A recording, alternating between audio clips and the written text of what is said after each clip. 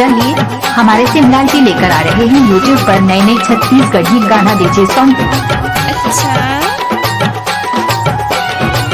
अच्छा, क्या नाम है आपका?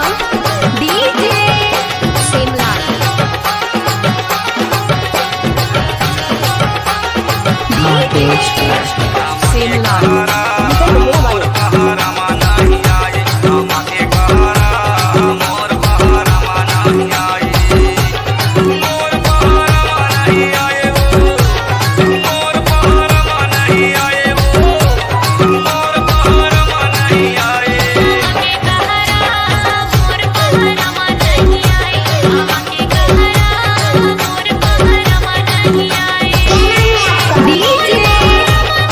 सिमलाल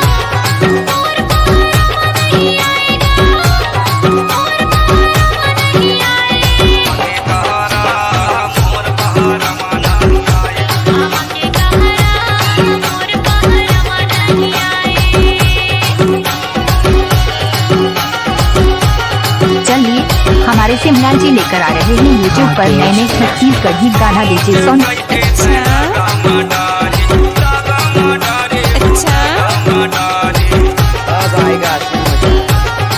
डीजे तो सब बजाते हैं लेकिन हम बजाते हैं थोड़ा हटके, जो लगते हैं सबके दिलों में झटके।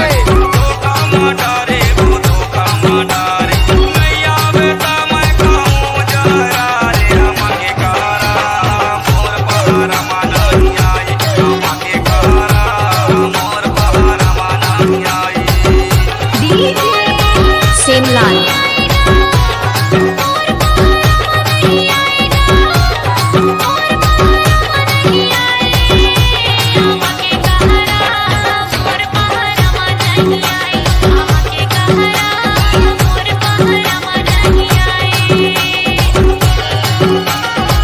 चलिए हमारे सिमलाल जी लेकर आ रहे हैं यूट्यूब पर नए नए छत्तीसगढ़ी गाना डीजे सॉन्ग।